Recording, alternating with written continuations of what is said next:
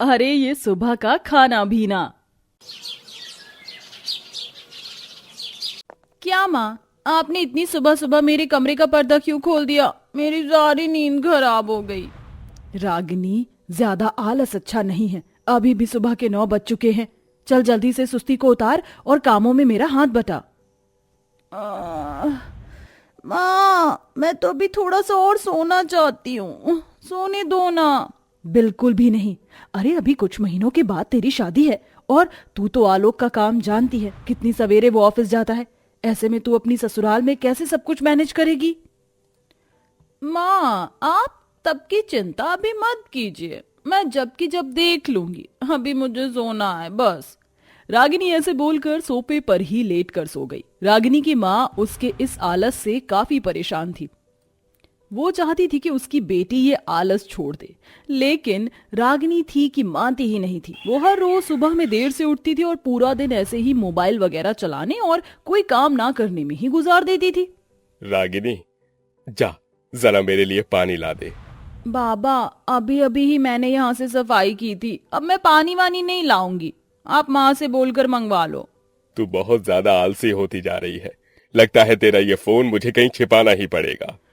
जाइए बाबा, सभी मुझे यही बोलते हैं। अरे जब मैं घर के काम करती हूँ तब कोई मेरी तारीफ क्यों नहीं करता है? मैं बस 1 मिनट को फोन क्या लेकर बैठ जाऊं तो सभी मुझे काट खाने को आते हैं।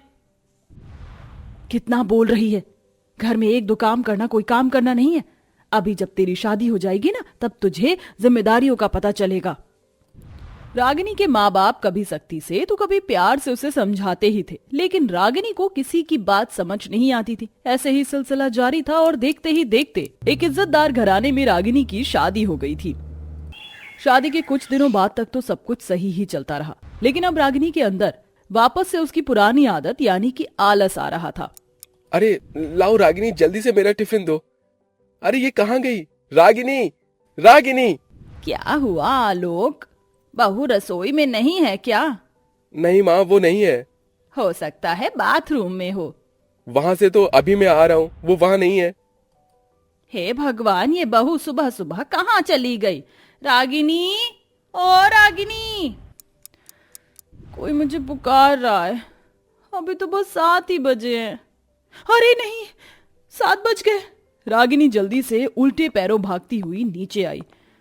जी माँ, कहाँ थी और अभी तक आलोक का टिफिन क्यों नहीं बनाया है? माँ जी, वो आज मेरी आंख ही नहीं खुल पाई, तो वो मैं अभी टिफिन बनाती हूँ। कोई बात नहीं, कभी कभी ऐसा हो जाता है, लेकिन हाँ, आइंदा ऐसा नहीं होना चाहिए। जी आलोक जी, अब आप क्या खाएंगे? मैं ऑफिस से ही कुछ लेकर खा लूंगा। ऐसे बोलकर आलोक चला गया। रागिनी सुबह सुबह जल्दी से अपनी सास के लिए खाना बनाने चली गई। अरे ये सुबह का खाना भी ना, मेरी सासू माँ को तो सुबह सुबह ही पकवान चाहिए। कितनी अच्छी जिंदगी थी मेरी शादी से पहले की, और जरा आप देखो। रागिनी अपनी किस्मत को कोसने लगी। उसे अब अपना आलस छोड़कर सुबह सुबह ही कामों में लगना पड़ रहा था, लेकिन सुबह जल्दी उठने की वजह से वो अक्सर घर में गड़बड़ी करती रहती थी। बहू, तेरा ध्यान कहाँ रहता है? तूने धुले हुए कपड़ों को तो फिर से मशीन में डाल दिया और जो गंदे कपड़े थे उन्हें बिना धोए ही सुखाए आई।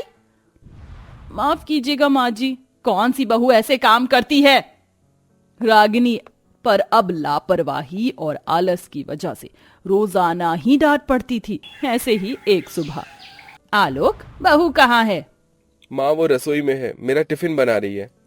अच्छा, जरा उसको बोल कि 1 कप चाय मुझे भी दे दे। अच्छा।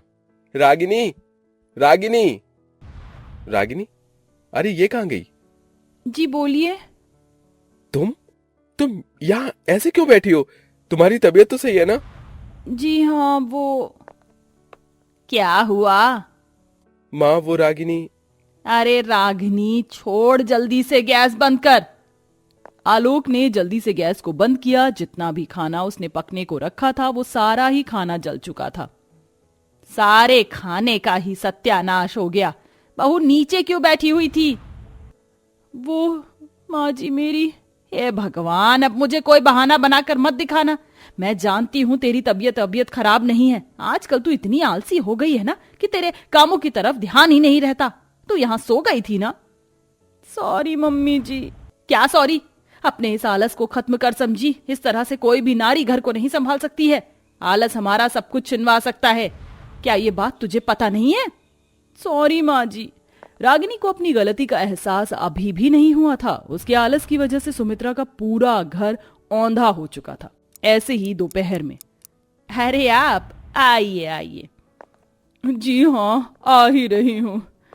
अरे सुमित्रा बहन, बुरा ना मानना, पहले तो तुम्हारा घर मोतियों सा चमकता था, लेकिन अब क्या हुआ? ये तो कबाड़ खाना लग रहा है। तुम्हारी बहू घर की सफाई नहीं करती है क्या? वो बात नहीं है, बस।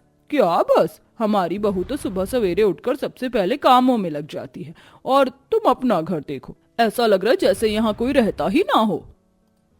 उस औरत ने सुमित्रा को काफी ताने मारे, लेकिन सुमित्रा उसे कोई करारा सा जवाब नहीं दे पाई, क्योंकि रागिनी ने घर को सच में बहुत ही ज्यादा गंदा छोड़ा हुआ था और वो आराम से अपने कमरे में सो रही थी।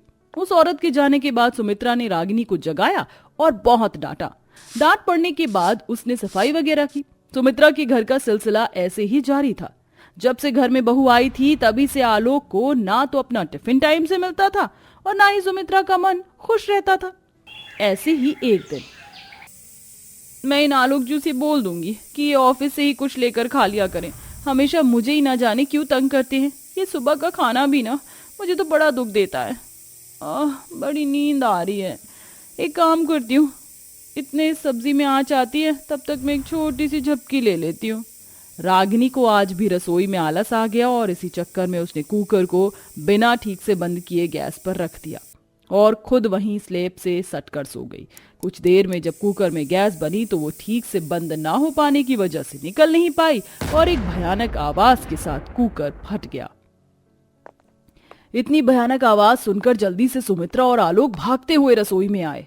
रागिनी, रागिनी, तुम ठीक तो हो ना? ये क्या हुआ था? बहू, तुझे चोट तो नहीं लगी ना? लग गई माँ जी। ये कुकर फटने की वजह से इसका ढक्कन मेरे सर पर ही आकर गिरा। शायद मेरे सर से खून आ रहा है। मुझे दिखाओ।